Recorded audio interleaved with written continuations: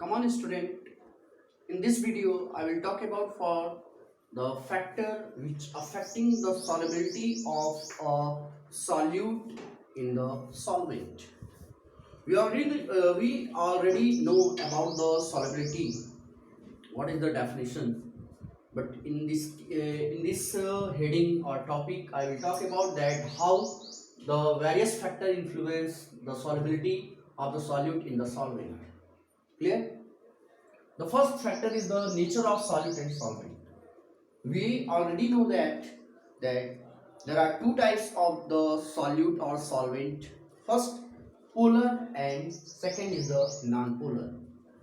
As we know very well that the like and dislike, that means solute, if the solute will be polar, then it will dissolve into the polar solvent, and if the solute will be non-polar, then it does not dissolve into the polar solvent. Similarly, the non-polar solute is dissolved into the non-polar solvent, and it does not dissolve into the polar solvent.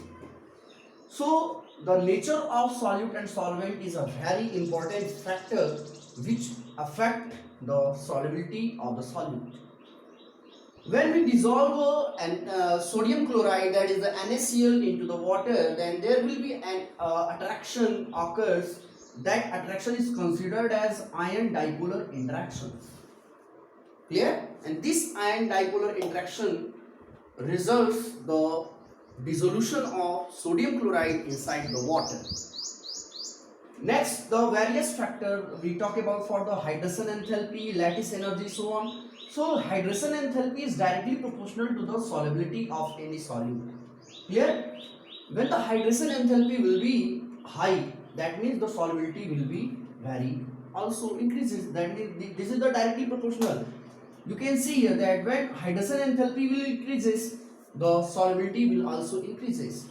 And when we talk about for the lattice energy, the lattice energy is inversely proportional to the solubility. That means when the lattice energy will be high, the solubility will be low, and when it will be low, the solubility will be high. So these are the things. Now the second point is the temperature. We already know that the temperature is directly proportional to the solubility of any solute.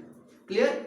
When the temperature increases, the solubility of the solute is increases, and when temperature decreases, the solubility of the solute is decreases. Clear? You have to mention here that when we dissolve any solute into the solvent, then the process will be are of two types. The first one is the endothermic process, and the second one is the exothermic process. Clear? Suppose if when we dissolve the solute in the solvent, the process is endothermic. In this case, the solubility of the solute increases. Most of the cases, when we dissolve the potassium chloride, sodium nitrate inside the water or into the solvent, then the process will be endothermic and the solubility of KCl and sodium nitrate increases. Clear? Next one is the exothermic process.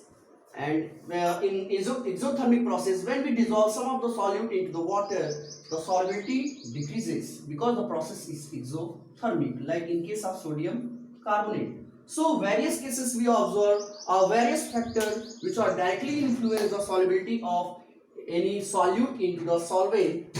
So you have to mention these all things from your book and from my video also.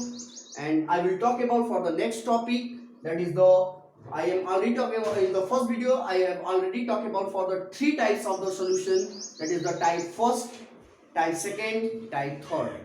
Clear? So here I will talk about for the gas in liquid solution. That means the type second solution I will talk about here. So now come on.